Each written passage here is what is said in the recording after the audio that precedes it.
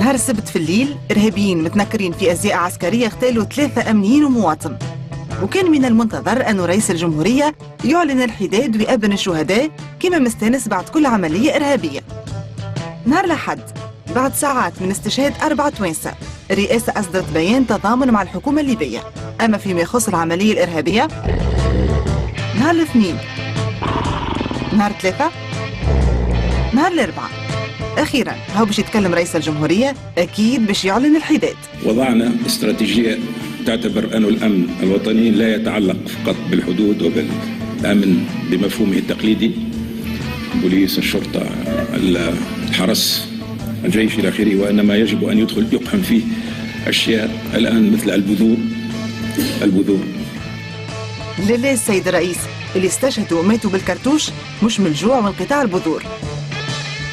الكلام هذا قاله الرئيس في مؤتمر حول المنظومة المائية وين بين أسباب تبذير الماء، يعني طبيعة كمية الماء التي نستعملها عند المراحيض إلى آخره إلى آخره.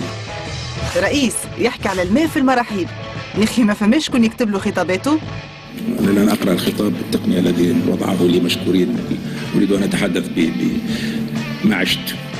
في نهاية خطابه الرئيس بكل تفاؤل أعطانا تنبؤاته العام 2034. ننظر إلى المستقبل وأن هناك كارثة، أن سنموت عطشا بعد 20 سنة، أي؟ أن الصحراء ستصل إلى مشارف قرطاج بعد 20 سنة. قنابل الذرية ستنفل علينا جميعا. يا لطيف. والآن نحن نعيش مرحلة التفكير الكوارثي الثالثة البيئية، والتي تعني أننا سنختفي بعد 20 سنة لأننا لن نجد ما نشرب. هاو كتفايل لنا سيد الرئيس باش ننقرضوا، برغم اللي احنا باش نموتوا بعد 20 سنة.